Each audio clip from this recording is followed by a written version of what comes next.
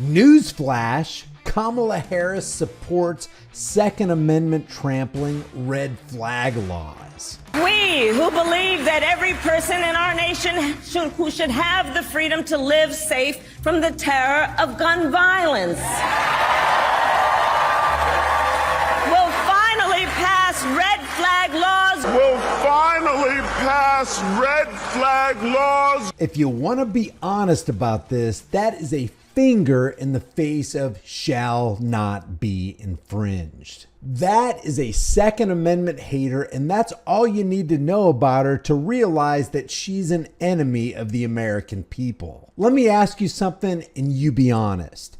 Can you vote for a supporter of red flag, screw the Second Amendment laws? I mean, seriously, doesn't it infuriate you? Because if you love freedom, it would. Now buckle up, because your cognitive dissonance does not want to hear the rest of this. Because there's somebody else who supports Second Amendment violating red flag laws, and you really need to know about it. We must make sure that those judged to pose a grave risk to public safety do not have access to firearms, and that if they do, those firearms can be taken through rapid due process. That is why I have called for red flag laws, also known as extreme risk protection orders. Now, be gut honest. Does it still infuriate you that Trump is also a Second Amendment hater? I have called for red flag laws. We'll finally pass red flag laws. Red flag laws. Red flag laws. Red flag. Red flag. Let's go back to Kamala. Do you know what else Kamala wants to do? She wants to ban inanimate objects. Universal background checks and an assault weapons ban. Banning assault weapons, whatever that is banning inanimate objects.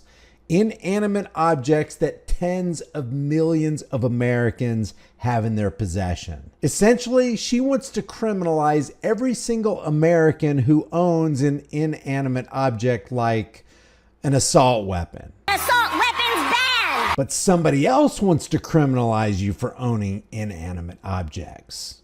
Any guess on who that is? After the deadly shooting in Las Vegas, I directed Attorney General to clarify whether certain bump stock devices, like the one used in Las Vegas, are illegal under current law. That process began in December, and just a few moments ago, I signed a memorandum directing the Attorney General to propose regulations to ban all devices that turn legal weapons into machine guns.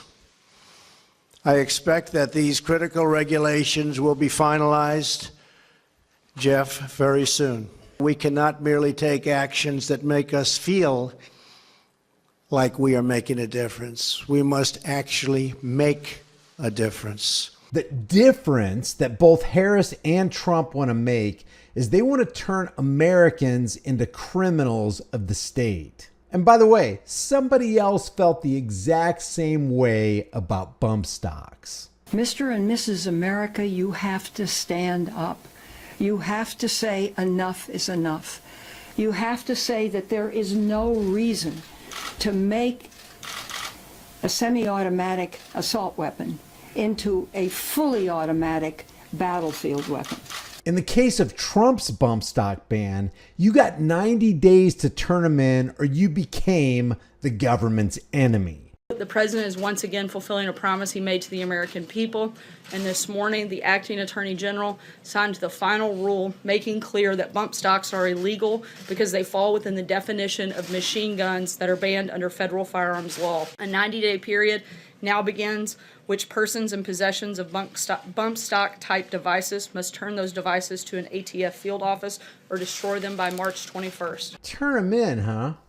That sounds creepy, unconstitutional, and very familiar. If I could have gotten 51 votes in the Senate of the United States for an outright ban, picking up every one of them, Mr. and Mrs. America, turn them all in. Must turn those devices to an ATF field office. Turn them all in. I would have done it. I could not do that. The votes weren't here. Hey, Do you like due process of law? I'm kind of fond of it. But how about we forget due process and just skip to taking your guns? Does that sound like a good idea? Allow due process so no one's rights are trampled, but the ability to go to court, obtain an order, and then collect not only the firearms, but any weapons in the possession Or of that might individual. take the firearms first and then go to court, because that's another system. Because a lot of times, by the time you go to court, it takes so long to go to court to get the due process procedures. I like taking the guns early, like in this crazy man's case that just took place in Florida. He had a lot of firearms. They saw everything.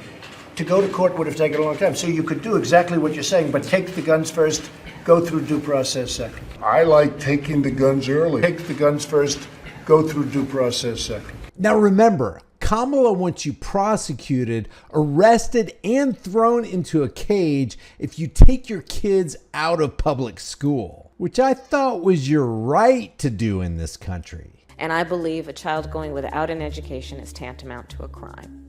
So I decided I was going to start prosecuting parents for truancy. Well, this was a little controversial in San Francisco. This is a serious issue, and I've got a little political capital, and I'm going to spend some of it. She couldn't make it any more clear. She's going to spend some of that political capital to arrest parents for exercising their rights. But Trump wouldn't do that. He's not like Kamala. He wouldn't arrest you for exercising and expressing your rights, right? We do not need more people who want to burn our flag. I watched yesterday and the day before, they're burning our American flag.